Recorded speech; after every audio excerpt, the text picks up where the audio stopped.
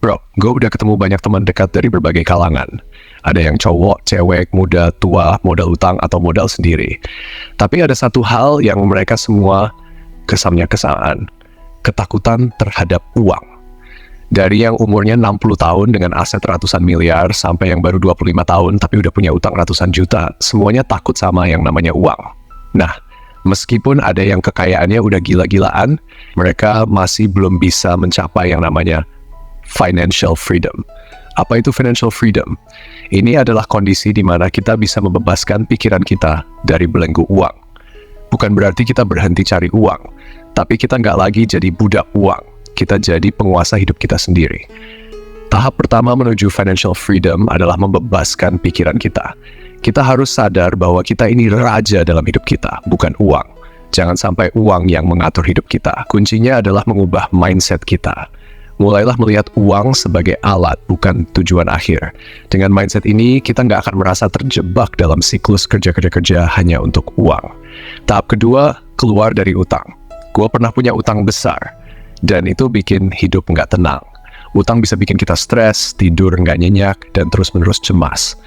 Kalau kita punya utang, setiap ada peluang baru, kita jadi takut untuk ambil karena kalau rugi, utang kita malah tambah banyak. Jadi, kelarin dulu utang-utang lo. Ada banyak cara buat keluar dari utang. Salah satunya dengan menyusun rencana pembayaran yang jelas dan disiplin. Utang yang beres bikin kita lebih bebas dan tenang dalam mengambil keputusan keuangan.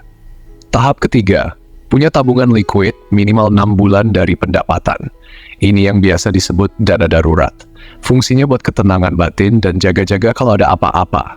Misalnya lo kehilangan pekerjaan, lo nggak perlu buru-buru cari kerja baru dan bisa milih yang lebih baik. Dana darurat ini penting banget buat memastikan kita nggak panik saat keadaan darurat terjadi. Jadi pastikan lo punya tabungan yang cukup buat menghadapi situasi tak terduga. Nah, kalau 3 tahap ini udah beres, baru deh kita ngomongin investasi. Investasi adalah cara buat uang kita bekerja untuk kita. Mulai belajar tentang investasi dan jangan takut rugi, karena rugi itu bagian dari belajar. Investasi yang cerdas bisa menghasilkan passive income, pendapatan yang masuk tanpa harus kerja keras. Misalnya, lo bisa mulai dengan reksadana, saham, atau properti. Kunci sukses di sini adalah diversifikasi. Jangan taruh semua telur di satu keranjang.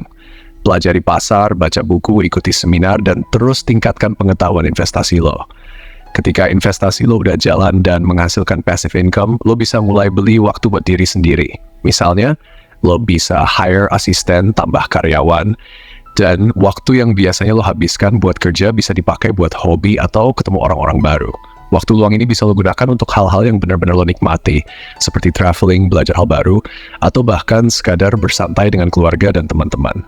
Gue juga pengen kasih 3 saran motivasi yang bakal bantu lo terus maju. 1. Jangan takut sama uang, tapi jadikan uang alat untuk kebahagiaan. Uang itu netral, yang penting adalah gimana kita menggunakannya. Fokuslah pada bagaimana uang bisa membantu lo mencapai tujuan kebahagiaan dalam hidup. 2. Kelola utang dengan bijak, karena utang yang baik bisa bantu lo tumbuh, tapi utang yang buruk bisa bikin terpuruk. Pastikan utang yang lo ambil adalah utang produktif, yang bisa menghasilkan lebih banyak pendapatan atau aset. 3. Investasi pada diri sendiri dulu, baru pada aset. Kemampuan dan pengetahuan lo adalah aset terbesar. Investasi pada pendidikan, keterampilan, dan kesehatan lo akan memberikan hasil jangka panjang yang jauh lebih besar. Gua harap kalian bisa sampai minimal tahap ketiga. Karena nanti, kalau gue lagi gabut, gue janji bakal buka materi tentang investasi lebih mendalam dan gratis buat kalian. Semua ilmu investasi yang gue gunakan selama lebih dari 10 tahun akan gue bagikan, biar kalian juga bisa sukses secara finansial. Oke, sekian dulu dari gue. Jangan lupa like, share, dan subscribe. Sampai jumpa di video berikutnya.